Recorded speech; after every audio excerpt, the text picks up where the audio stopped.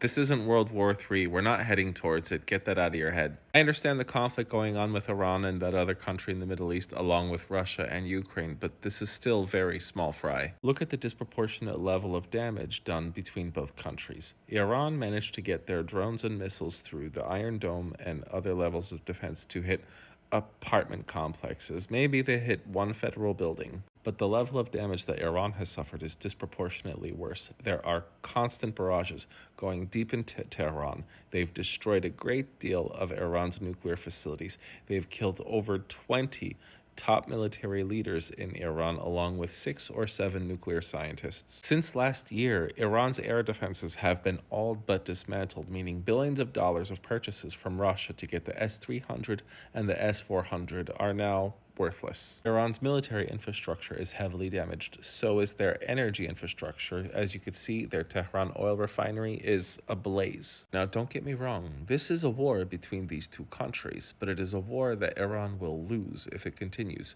Just think, Iran has launched 6 or 7 barrages of missiles and drones, and they have not managed to take out one member of their enemy's military leadership. As to what's going on with Russia and Ukraine, just remember that Russia signed a 20-year strategic partnership agreement with Iran this January, and they have failed to honor it because they have their hands full. Russia has been reeling from wave after wave of successful Ukrainian penetration and strikes deep into Russia's military infrastructure. Aside from the Ukrainian drone strike that removed 34% of Russia's nuclear bomber capability, along with losing over 100 armored vehicles and 15 tanks in a day, Ukrainian MiG-29 just destroyed a Russian drone hub by Zaporizhzhia. This is important because about 10 days ago, Russia was producing 170 Shahed drones a day.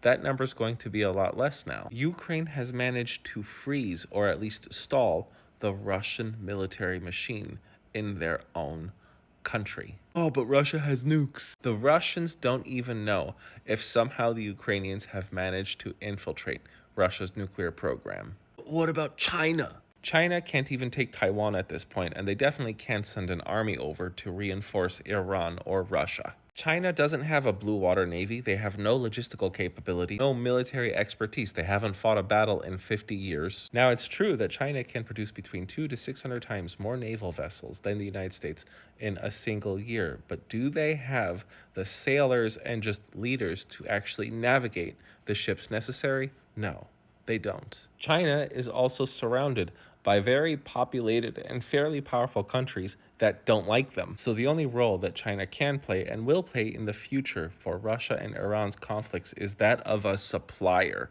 That's it. But even with China heavily supplying Iran and Russia, it's already been shown that Ukraine has so heavily infiltrated Russia and Iran has been so heavily infiltrated by their enemy that any supply drop-off at this point can easily be destroyed. So we aren't witnessing World War III. We are watching a contraction of power of the 3 main enemies and rivals of Western interests. That's it. Russia and Iran will be less useful gas stations and weapons depots for China. Russia and Iran can no longer exchange weapons at the scale that they once did because now they are both under full attack. And this has all been done with NATO not having to fire one single bullet. They just used 2 proxies.